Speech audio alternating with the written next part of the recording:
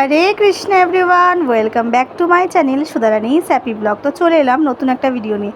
তোমরা সবাই কেমন আছো? আশা করি সবাই বেশ ভালো আছো। আমি কিন্তু ভগবানের কৃপাতে অনেক ভালো আছি। তো আজকে আমি যাচ্ছি আমার ভালোবাসার মানুষ নৃসিংহদেবের শুভ আবির্ভাব তিথির জন্যে। তো আমার না আগের দিন পর্যন্ত মনটা ভীষণ খারাপ ছিল। তো আগের দিন পর্যন্ত বলতে আমার দুপুরবেলার পর থেকে আমার মনটা ভালো হয়ে গেছে। আমি ভেবেছিলাম যে প্রতিটা ফেস্টিভ্যালে তো যাওয়া হয়, কিন্তু আমি যাকে সবথেকে ভালোবাসি ভক্তি জীবনে আসার পর থেকে, তো তার শুভ আবির্ভাব তিথিতে আমার যাওয়া হবে না। তো আমার ওই জন্যে খুব মনটা খারাপ ছিল। তো তারপরে অধিবাসের দিনকে তো আমাদের সকালবেলা সকাল থেকে দুপুর অবধি আমাদের কথা হচ্ছিলো যে যাবো কি যাবো না। তো অনেকের সাথে কথা হলো, তারা ক্যান্সেল করলো। তো ফাইনালি অর্পিতার সাথে কথা হলো। অর্পিতা বললো ঠিক আছে চল যাবো, কিন্তু অধিবাসের দিনকারে যাবো না, আমরা যাবো হচ্ছে নৃসিংহ চতুর্দশীর সকালবেলাতে। তো যেমন কথা তেমন কাজ, তো চলে গেলাম একদম ভোরবেলাতে ট্রেন ধরে। তো এখানে এসে দেখছি রেডি হয়ে রুমে গেছিলাম। রুমে আমরা প্রায় ঢুকেছি হচ্ছে 9:30টার দিকে। তো ওখান থেকে একটু ফ্রেশ হয়ে তো রেডি হয়ে তখন তার মধ্যে আমাদের অর্পিতাও চলে এসেছে, ও রেডি হয়ে গেছে। তো এখান থেকে আসার পথে দেখছি এখানে কি সুন্দর নৃসিংহদেবের যেহেতু খুব পছন্দ তুলসীর মালা, তো এখানে তুলসীর মালা দেখছি বিক্রি হচ্ছে। তো বলরামদা একটা তুলসী মালা নিয়ে নিল। তো এই তুলসী মালার মধ্যে একটা কি হয়েছে, ওই প্রভুটা না ছোট্ট একটা মালা দিচ্ছিল। তো তারপরে আমার প্রভু ওখান থেকে সাইড করা রাখা ছিল, ওখান থেকে একটা বড় মালা তুলেছে। তখন ওই প্রভু বলছে, প্রভু এটা মালাটা অনেক বড়, তো এইটা তো অনেক দাম পড়ে যাবে। বলছে না, তো আপনি যেটা বলেছেন সেটাই হবে, আমি ওইটাই নেবো। বলছে ঠিক আছে নৃসিংহদেবের জন্য তাহলে ওইটাই নিন। তো ওখান থেকে মালা নেওয়ার পরে আমরা যাচ্ছি মন্দিরের দিকে। আর এখানে কিন্তু অর্পিতাও ব্লগ করছে, আর বলরামদাকে কিন্তু অনেক রিকোয়েস্ট করে আনা হয়েছে। আমার প্রভুকে দিয়ে বলিয়েছি যে হ্যাঁ বলরামদাকে বলো ও যাতে আসে, তাহলে অর্পিতারও আসা হবে। তো ফাইনালি রাজি করার পরে কিন্তু আমরা সবাই চলে এসেছিলাম। আর এখানে কিন্তু আজকে ওয়েদারটা পুরো একদম বৃষ্টি ছিল, সকাল থেকে খুব বৃষ্টি হচ্ছিলো। আমি ভাবলাম যে কী করে এত আমরা গোপী ড্রেস পরবো, তো ভাবলাম সব ভিজে যাবে। তো যখন আমরা মন্দিরের দিকে যাচ্ছিলাম না, ওখানে পুরো বৃষ্টি একদম কমে গেছিলো। তো আমার তো মনটা খুব খুশি হয়ে গেল যে না বৃষ্টিটা কমে গেছে, আমরা ভিজে যাবো না। তো এখানে সকালবেলা মন্দিরে এসে দেখছি যে এখনই ভীষণ ভিড়, আর এখন মন্দির বন্ধ। তো আমাদেরকে পরে দেখাচ্ছি, ভগবানকে দর্শন করাচ্ছি। আর এখানে দেখছি আগে থেকে কিন্তু সবাই বসে পড়েছে, যেহেতু এখানে নির্জলা কিছু খাওয়া দাওয়া প্রয়োজন পড়বে না আজকে আপাতত বিকেলবেলা অবধি। তো কিন্তু সবাই কিন্তু আগে থেকে রেডি হয়ে সবাই বসে গেছে অভিষেক দেখার জন্য। তো ওখানে পুরোপুরি ভর্তি। তো এখানে তো ফাইনালি তারপরে মন্দির থেকে বেরিয়ে ও আমাদের পূজা যে ছিল, পূজা তো খাচ্ছিল না, আমাদের উপবাস করেনি। তো তার জন্যে ওর জন্যে কিছু নেওয়ার জন্য মহাপ্রসাদে এসেছিলাম। আর মহাপ্রসাদে এলেই কিন্তু আমার খাবারের কথা মনে পড়ে যায়। তো কি করব, আজকে উপবাস তো খেতে পারবো না। তো আমি না জল খেয়ে থাকতে পারছিলাম না, জল না খেয়ে থাকতে পারছিলাম না। অর্পিতারা জল না খেয়েই আছে, কিন্তু আমি একদম জল না খেয়ে থাকতে পারছিলাম না, খুব শরীরটা খারাপ লাগছিলো। তো তার জন্য একটু আখের রস খেয়ে নিয়েছিলাম। আর অর্পিতাকে বারবার আমি বলছিলাম কি রে খাবি, ও বলছে না আমি যতক্ষণ পারবো ততক্ষণ খাবো না, তো তুই খা। তো আমি এখানে বারবার ওকে দেখাচ্ছিলাম, এই দেখো আমি আখের রস খাচ্ছি। আর ওখানে কিন্তু আমার প্রভু আর বলরামদাও কিন্তু খাচ্ছিল আখের রসটাও কিন্তু ভীষণ ভালো ছিল। থেকে রুমে এসে এত ঘুম পেয়েছিল, যেহেতু ভোরবেলা ওঠা হয়েছিল, তো ওই জন্য ভীষণ ঘুম পেয়েছিল। তো একটু রেস্ট নিয়ে ঘুমিয়ে তারপরে আমরা ঘরেই অভিষেক দেখছিলাম। তোমরাও দেখো।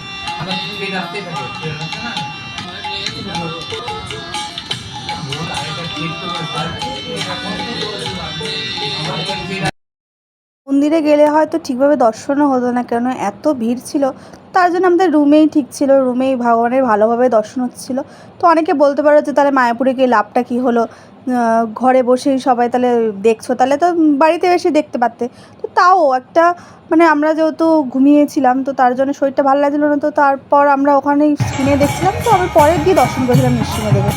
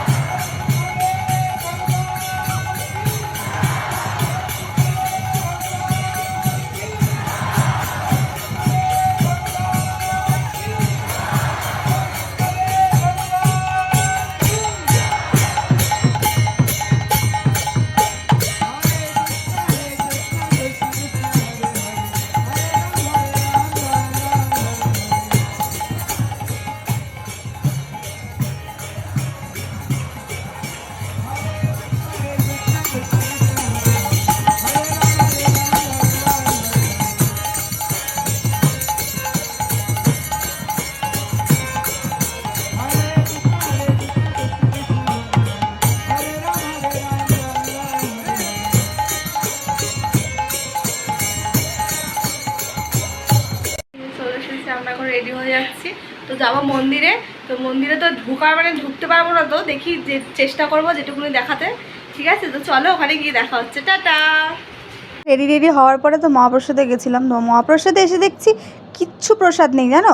তো ভেতর থেকে একটা প্রভুকে বললাম, প্রভু একটা কিছু করে দিন। তো প্রভু করে দিল। আমরা লাস্ট পেয়েছিলাম হচ্ছে আলু পনিরের সবজি, তারপরে হচ্ছে আলু ভাজা, আর হচ্ছে এটা হচ্ছে কি বলে আমাদের, আমার ঠিক মনে পড়ছে না কি বলে। আর আমার প্রভু কিন্তু এখানে বসেছিল। তো এখানে ও খাবার, আমি বললাম যে খাবারটা তো নিয়ে রাখতে পারতে। তো বললো যে আমি এইভাবে খাবার নিয়ে রাখবো, তোমরা এলে। তারপরে আমরা ভাবলাম যে খাবার পাবো না। আমি খুব বলেছি যে তুমি কেন নিয়ে রাখলে না, তাহলে তো আমরা প্রসাদটা ঠিকঠাক পেতাম।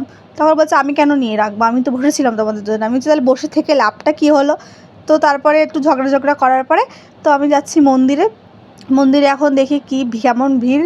যদি খুব ভিড় হয় তাহলে ঢুকবো না, আর যদি ভিড় কম হয় তাহলে ঢুকবো। নাহলে মানে ভিড়টা হলে কিছুক্ষণ পরে ঢুকবো, লাস্টের দিকে ঢুকবো, তো তখন অতটা ভিড় থাকে না। আর এখান দিয়ে না মানে বৃষ্টিটা সকালবেলা হয়েছে, তো বিকেলবেলার দিকে না আর বৃষ্টিটা হয়নি। তো আমি তো খুব টেনশনে ছিলাম যে আমি গোপী ড্রেস পরবো, গোপী ড্রেসটা পুরো কাদা হয়ে যাবে। তো ভগবানের কথা শুনে নিয়েছে। তো এখানে এসে দেখছি বেশ ফাঁকাই ছিল মন্দিরে, তো ওই জন্য ঢুকে গেলাম আর ফাঁকা একটু দর্শন করে দিয়েছিলাম। আজকে কিন্তু পঞ্চতত্ত্বকে পুরো অন্যরকম লাগছিলো। মানে এরকম আমি যতদিন মানে এসছি মায়াপুরে, আজকে সবথেকে বেশি ভালো লাগছিলো যে পঞ্চতত্ত্বকে। তো তারপরে রাধা মাধবের ওখানে গেলাম। রাধা মাধবের ওখানেই যেহেতু নৃসিংহচতুর্দশীর অভিষেকটা হচ্ছিলো, তো এখানে কিন্তু ভিড়টা বেশ ভালো ছিল, আর মাতাজিরা সব নৃত্য করছিলো, তো একটু ধাক্কাধাক্কি হচ্ছিলো। তো রাধা মাধবের তোমার সামনে গিয়ে তোমাদের একটু পরে দেখাচ্ছি। তো এখানে আমাদের বৃন্দায় নৃত্য করছে, তো বৃন্দাকে বারবার অর্পিতা ডাকছে, ও কিছুতেই শুনতে পাচ্ছে না। তো কিছুক্ষণ পরে শুনে এসে ও কি হাসি। তো তারপরে ওখানে আমরা ওই রাধা মাধবের সামনে গিয়ে কিন্তু আমরা সবাই নৃত্য করেছি। বলতে বলতেই দেখছি ভাগবত প্রভু কীর্তন করতে বসে গেছে। তো ভাগবত প্রভু এত সুন্দর কীর্তন করছে, তোমরাও দেখো।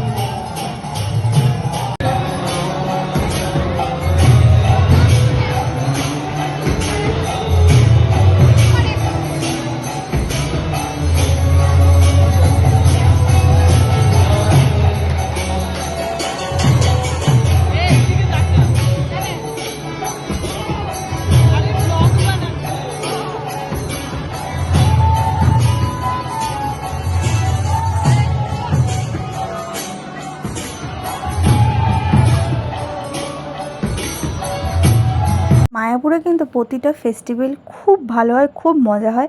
তো আমি তার জন্য কোনো ফেস্টিভ্যাল মিস করি না। আশা করি অনেক ভক্তই আছে যে এরকম ফেস্টিভ্যাল মিস করে না। আর সত্যি বলতে বাড়িতে থেকে না উপবাসটা ঠিক হয় না। আমি জানি না আমার হয়, এই জিনিসটা হয় না।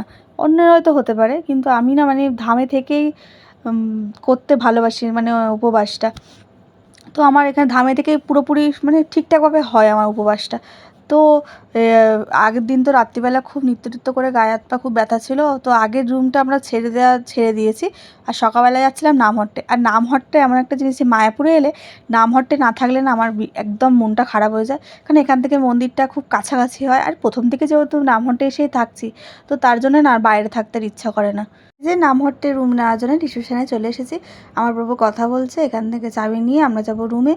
তো এখানে তোমরা যারা রুম বুকিং করতে চাও ফেস্টিভ্যালের জন্য, তোমরা 1 মাস আগে থেকে রুম বুকিং করতে পারো। আর যারা এমনি আসো, মানে আজকে থেকে কালকে চলে যাবে, তো এখানে এসেও রুম পেতে পারো। ফেস্টিভ্যাল ছাড়া এলে এখানে এমনিও মানে এসেও রুম পেয়ে যাবে, তো ফেস্টিভ্যাল টাইমে রুম পাবে না। আর আমরা রুমে এসে দেখছি বেশ ভালো রুম দিয়েছে, অ্যাটাচ বাথ ছিল। তো আমার ভীষণ ভালো লেগেছে, আর ব্যালকনিটাও ছিল, খুব ভালো একটা ভিউ দিচ্ছিল। তো দেখছো আমার মুখটুকের অবস্থা খুব খারাপ, কালকে যেহেতু একটু উপবাস করেছি, তো ওই জন্য চোখটা খুব কালো হয়ে গেছিলো। আর আমি দেখেছি এসেই এরা কিন্তু আগে দিয়ে ভিডিও করছে, ছবি টবি তুলছে। আমি বলছি কি আমাকে তো নিলি না? বলছে আয় আয় তুইও ছবি তোল, আর দেখ সুন্দর ভিউটা আসছে। আমি বলছি ঠিক আছে দেখি আমিও ভিউটা, আমি একটা ছবি তুলে নিই। ফের তো তার জন্য ভিডিও করছিলাম। আর এখান থেকে কিন্তু ভীষণ ভালো লাগছিলো, ওই পাশে না গৌরীয় মঠ। আর দেখছো আজকে আকাশটা কত সুন্দর, মানে মেঘলা মেঘলা ওয়েদার ছিল, বেশি রোদও ছিল না। আর এখানে হচ্ছে আমাদের মানে প্রসাদ, নামহটের প্রসাদ। তো এখান থেকে সবাই প্রসাদ পেয়ে হাত ধুয়ে তারপর যাচ্ছে। তো তোমরা যারা মায়াপুর আসতে চাও তারা কিন্তু নামহটে থাকতে পারো, খুবই ভালো একটুকুনি মন্দির এখান থেকে।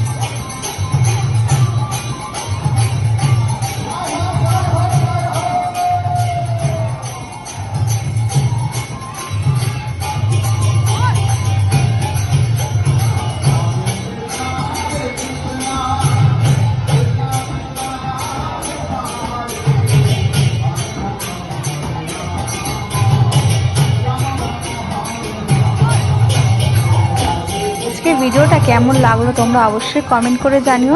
আর ইউটিউব দিয়ে দেখে থাকলে অবশ্যই চ্যানেলটা সাবস্ক্রাইব করে দিও, একটা লাইক একটা শেয়ার করে দিও। আর যারা ফেসবুক পেজ থেকে দেখে থাকছো তারা অবশ্যই পেজটাকে ফলো করে দিও। আজকের ভিডিওটা এতটুকু, দেখাবে নেক্সট ভিডিওতে। হরে কৃষ্ণা।